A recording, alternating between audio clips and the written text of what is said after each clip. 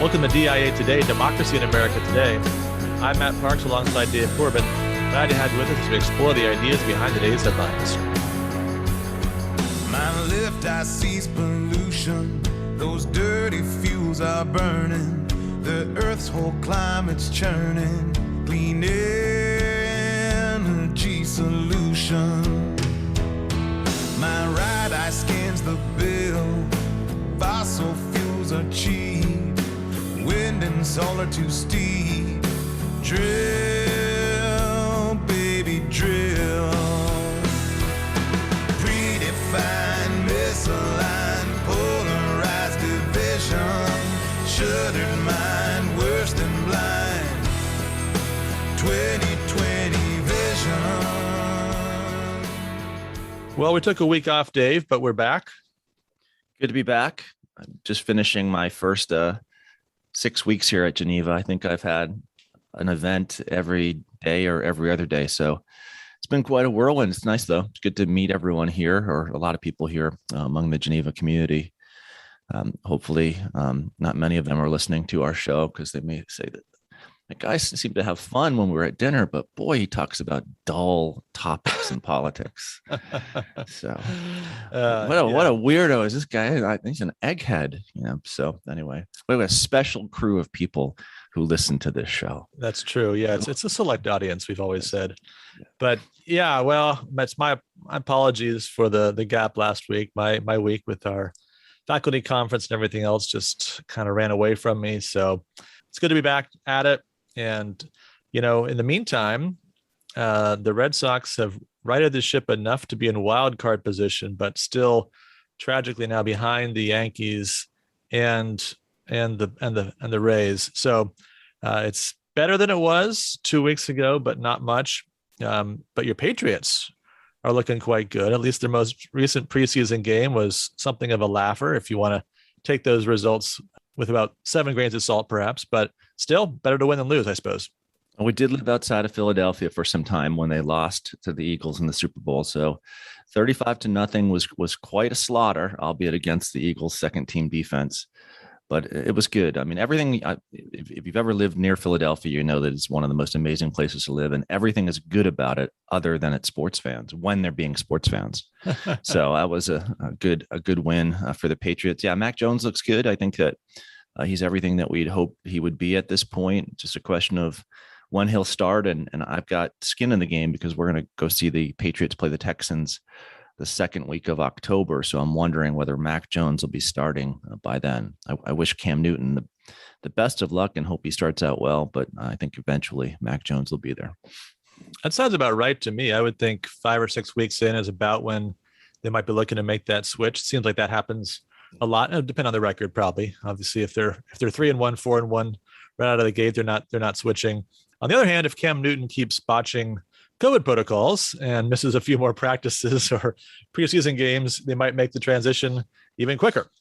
Yeah, it's one of the greatest organizations in the world, the NFL, that really, really cares about the health of its players. So kind of having them put into place protocols is fantastic, to say the least. Got a great track record, don't they? They do. All right. Well, let's use that as our transition to our reading this week as we wrap up book 1 of the Politics, Dave. So what we're going to do is we're going to cover chapters 8 through 13, and chapters 8 through 11 of that grouping of chapters deals with economics. One author said that it's probably the clearest assessment of economics that has been provided in the ancient world. So Aristotle says at the beginning of part 8, let's inquire into property. And he asks a basic question. Is the art of getting wealth the same as the art of managing a household? So is the art of getting wealth the same as managing a household? Or is the art of getting wealth instrumental to the household? And if it's instrumental, is it instrumental in that it provides the necessary material means for the household, or that it provides necessary instrumental means for the household? So Aristotle, as his way, often kind of states a question and then gives you a preliminary answer. And he does this at the beginning of part 8. He says, now it is easy to see that the art of household management is not identical with the art of getting wealth. For the one uses the material which the other provides. For the art which uses household stores can be no other than the art of household management. So what he's saying here is that all individuals who manage a household need those material things. They need those instrumental things. But if you make acquisition the end goal, not only the means of household management, but the end goal of household management, you're going to end up in a bad place as a household. If you make the acquisition or aggregation of property and riches your end goal, then you're going to be in a bad place. And note here, Matt, that when he's giving us this assessment of economic life within the household, he's also pointing forward to an assessment of economic life within the state. So neither the household nor the state should make acquisition an end in itself.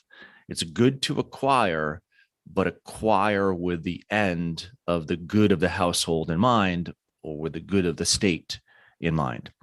What do you make of that first assessment of things by Aristotle? Well, it reminds me of the key point that he makes in chapter 2 of book 1 in distinguishing living and living well.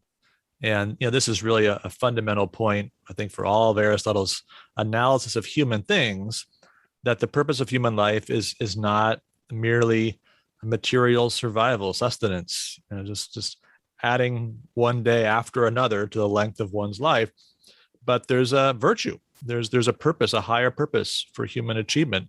And it's captured in the very simple phrase, living well. But I think we all at least have some initial sense of what that entails, right? We know a good life is different from just a life. And I think this is a natural extension of that point, right? As we think about the focus of our homes, if our goal is simply to get more stuff, if we orient our life around acquisition, then I think we all have some intuitive sense that that's not going to be the best for ourselves, for those that we care for within the household.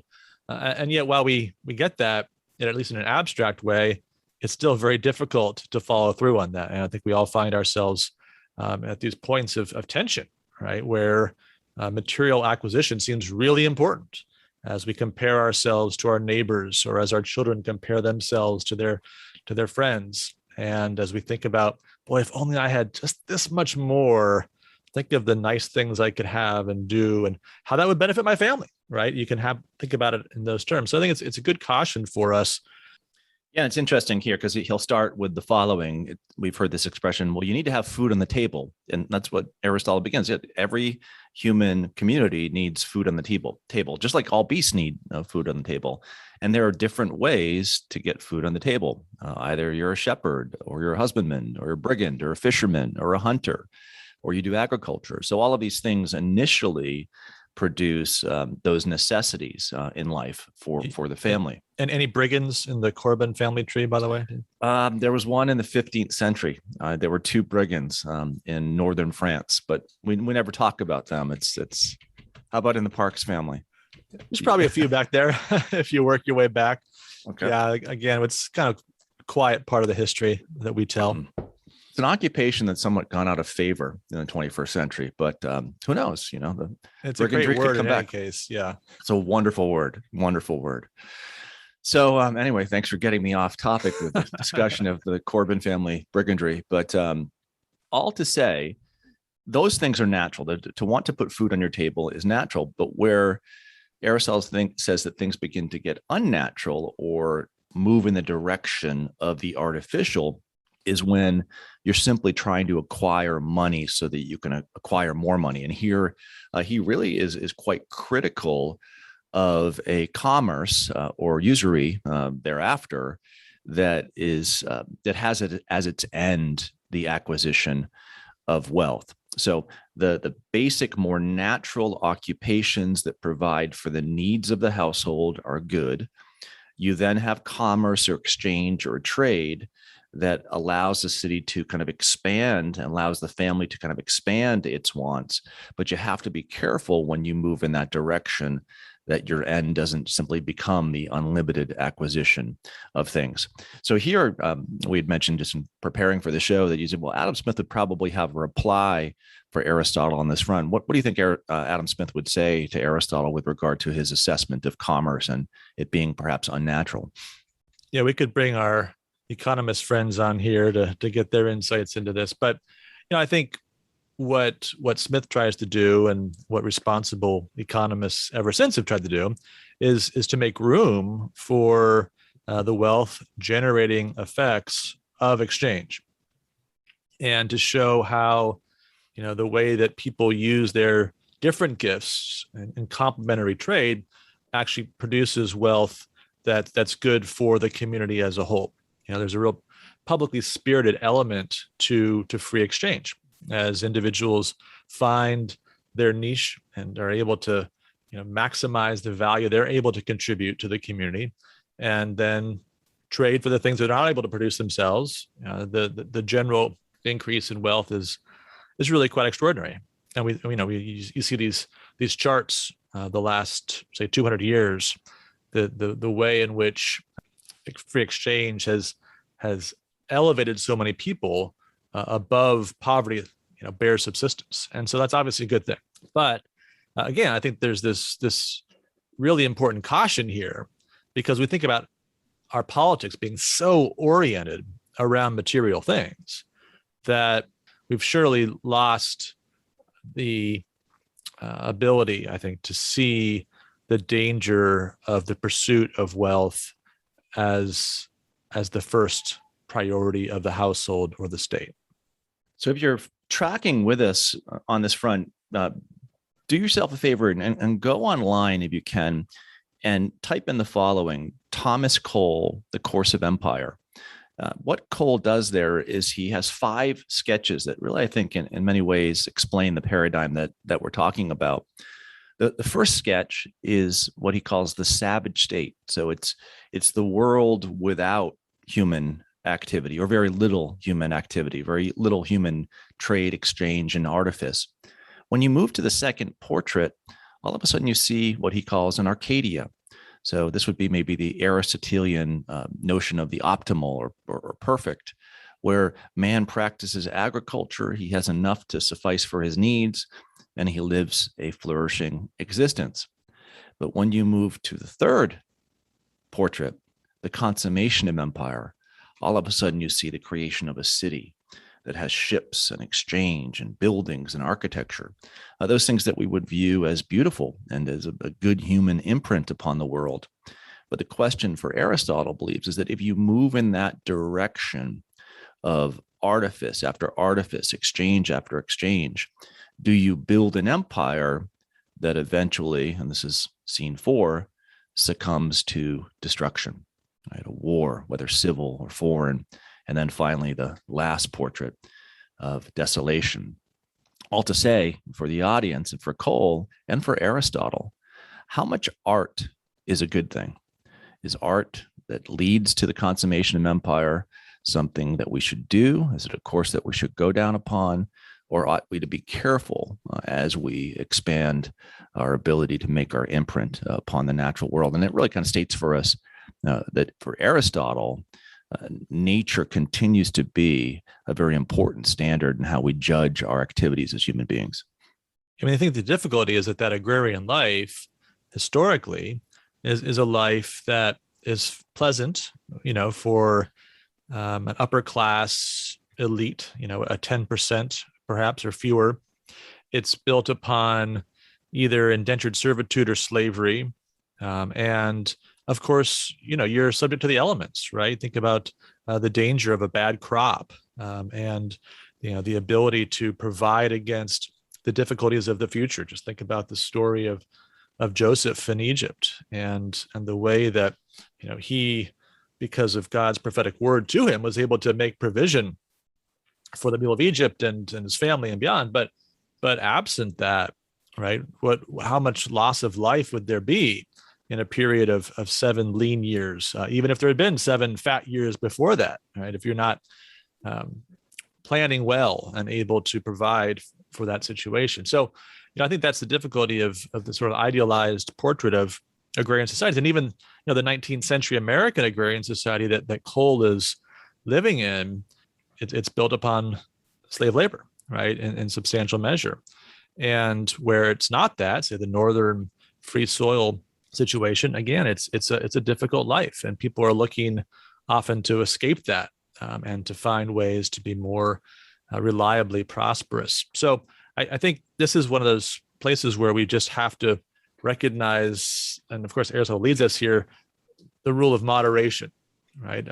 There's wisdom in the pursuit of adequate wealth, both individually and for a community, to provide through challenging times. But there's always the danger of making the acquisition the ultimate purpose and orienting our lives around that. And so because we are acquisitive by nature, greedy by nature, we might say, then we have to constantly be warned, right? We can't serve both God and mammon.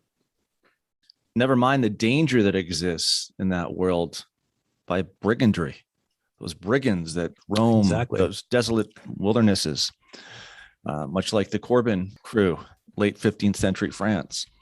We became dairy farmers, however, in New England and New York. So you're distant part of my family when you're hitting this agrarian aspect. Yeah, but life was, to on your point, life was difficult. You worked hard, 6 a.m. To 7 p.m. and went to bed early and all the rest. So, but it is interesting that and important here that we also note that for Aristotle, he wants for there to be an opening to something more. He's not simply just suggesting to us that, all right, all we ought to aspire toward as human beings is the agrarian, because he gives a judgment on all occupations at the end of this discussion. He says, those occupations are most truly arts in which there is the least element of chance. So if you're a farmer, there's a lot of element of chance there. Right? They are the meanest in which the body is most deteriorated. So that's farming as well. The most servile in which there is the greatest use of the body, and the most illiberal in which there is the least need of excellence. So there will be a need for kind of a civilizational advance. But I think what he's suggesting to us is that when we have that civilizational advance, it can't simply be acquisitive in nature. Yeah, I think we want to be clear that it's a good thing for human beings to work. Our church is doing a men's study, and the book that we're doing is called The Masculine Mandate, and it talks about the central role of work in God's calling for men, and all varieties of work, honorable work, honest work, that can be a good thing. So I think when you're talking about individual orientation, right, there's a need to be laboring. This is the world we live in. It's a challenging world, and if we're not working, we're in danger of not being able to provide for ourselves and for our families. But just because we have that necessity, again, just tempts us to get this out of balance. And I think Aristotle is very helpful in always pushing us toward the higher realization of our moral and intellectual character as human beings, and to strive toward the more excellent use of the gifts that we've been given by God. You just solved a great mystery for me, Matt. When we got on the podcast, I was wondering why there was an axe behind you and you were wearing a plaid shirt. So now it's all coming together for me. Okay, it's the men's Bible study. We're going to have a manly Matt Parks throughout this season for the rest of the season. I like it. Good. Yeah, good. That's right. Well, that and I'm hoping for a Lamar Alexander comeback. So all right. All good. Well, to finish up the conversation, he moves in parts 12 and 13 to really, I think, kind of where what he's getting at here in this whole discussion of economics, and where he's getting at this whole discussion of the art of managing a household, and as we're going to say later, the art of managing a state. What he's interested in is, as we move forward as human beings, as we live as human beings, how do we practice life in a virtuous way? Well, that's the question, right? Can we do our work or our occupations virtuously? And I think that one of the places where Aristotle differs from his teacher Plato is in how he incorporates work into his assessment of the city. Work is natural. Work is part of what we have to do as human beings in order to put food on the table. And work can be good. It can allow us to have a good sensibility about things. There's a virtue, as you were saying earlier, to being a good mechanic or to being a good brigand, perhaps. I don't know. But there's virtue that's particular to each of the jobs that we do. And here in parts 12 and 13, he's going to talk about there's a virtue to being a good ruler. And there's a virtue to being well ruled. There's a virtue to being a good husband, and a virtue to being a good wife, virtue to being a good parent, and virtue to being a good child. That all of these roles that we play require, if we are to do them well, a certain virtue. And this is a very, very different portrait of virtue or the right ordering of a society than what you see in Plato's Republic. Plato's Republic, the definition of virtue comes from Socrates' statement as to what justice is. He says, one man, one art. Now, for every human being, there's a thing that he ought to be doing. The majority of people, 99%, I used to say to classes, they're going to produce and consume. That's what they do. So let them produce and consume with temperance. The middle group, the guardians, they defend so that all the people can produce and consume. And then in the best city, the philosopher kings rule. And here, I think Aristotle is saying there's much more complexity to the makeup of a city. It requires perhaps tens of thousands of different roles, and each of those roles require a certain virtue. So it's not a simplified philosopher kings rule, guardians defend, and everyone else produces and consumes, which is really kind of a critique of that production and consumption. It's a notion that we each have a virtuous part to play if we're going to live in a flourishing household and or a flourishing state. And I think that's a good reminder. And we've seen this in other studies where we looked at the Federalist or other places, that there needs to be a certain quality of virtue in leaders, but also in citizens. And, some of the controversy comes in when you think about, well, does the government have a role in cultivating that virtue? And it at least does in exemplifying it, right? And in showing a model of that virtue on the part of political leaders. But it's just evident from our experiences, even with recent political events, that a people that is unwilling to restrain itself, that's unwilling to, take on the work that comes along with self-government, is not going to be able to play the part it needs to be citizens. And of course, this is the highest form of being ruled, is to be a citizen, to be a part of the community, and as Aristotle will talk about later, sharing in ruling and being ruled. Because the reality is, the American citizen is not just ruled. The American citizen shares in rule in casting votes, shares in rule in other forms of political participation. We can think about often forgotten and neglected, but jury duty as an important part of sharing in rule. And obviously all the formal and informal ways we can get involved, especially in local governments and debates and those sorts of things. So this is an interesting aspect of a democratic society, that, it's not just about a ruling class that governs and has to achieve certain qualities of virtue to do that well, but that each of us has to be prepared not only to be ruled, but also to rule in our turn and in different phases of life, right? We may be ruling and other areas be being ruled. And so there's a fullness of virtue, situational, as you're saying, but a fullness of virtue that we have to be able to display depending on the circumstances in our situation. Yeah, and that departs greatly from the two main thrusts in American life at the 21st century. That one segment of our citizenry that says it's about my rights. Give me liberty or give me death, without recognizing the need for public and private virtue. Or that other group that says it's really a matter of who gets what, when, and how. And I want my part, without thinking once again about public and private virtues. So this emphasis on the need for virtuous rulers, but a virtuous citizenry is, I think, central to the Aristotelian understanding of politics. One that I think, as you mentioned earlier, was understood by the founding and needs to be understood again if American society is to flourish in the 21st century. Great discussion. So then that's really where we go for next week. He's going to take this discussion of the household, this kind of micro level discussion of what happens in household management and acquisition. And he's going to move on to theories of what a perfect state or a perfect political community look like. And he calls this a new beginning. So on our show next week, we will have a new beginning and a new discussion on that front. Sounds great. So we're going to wrap up the show with Tocqueville's crystal ball. And as we started our last episode, working our way through the NFL divisions and trying to make some projections and predictions. This week, we are looking at the AFC and NFC South.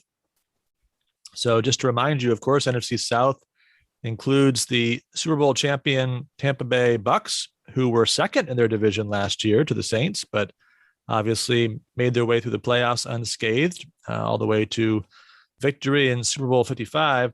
AFC South last year was won by the Tennessee Titans. So let's turn our attention to this year. Dave, once again, we've got to get used to this 17-game schedule, and we'll start with the AFC South. How do you see that breaking down? I think the Titans are by far the most complete team in that division. I think the problem for the Titans is, though, even though they're a very good team, they'll have a really tough schedule. We talked about the NFC West last week and all those great teams in the NFC West. They have to play all of those teams, and they also have to play the AFC East, which I think is going to be a lot stronger this year. The Bills are great. The Dolphins are going to be very good. And then I think the Patriots are going to be better. So the Titans will have to play a rough schedule. I see them going 12-5. Which will be a solid record. We'll get them probably a home playoff game at the beginning of the postseason. Good team, and then from there, I'm not expecting much of the Colts. I think that their quarterback situation is still a little bit up in the air. Like you, I probably think that Wentz could get injured at any time, just given how he plays, and he just seems to have a knack for being injured. And then at the bottom of that division, take your pick. Jaguars, Texans. I think they'll both have 2 or 3 wins and probably compete with one another to have the number 1 pick in next year's draft. Yeah. So, I mean, overall, I agree with you. I think Titans might do a little bit better than 12-5. I've got them down at 13-4. But Colts, I think, they're about a 500 team, 9-8, maybe 8-9. Wentz will not play all 17 games. Frank Reich seems like a great head coach. And so I think there's reasons for optimism there. Jonathan Taylor, year 2 could take a nice step forward. I think he's really, really talented back.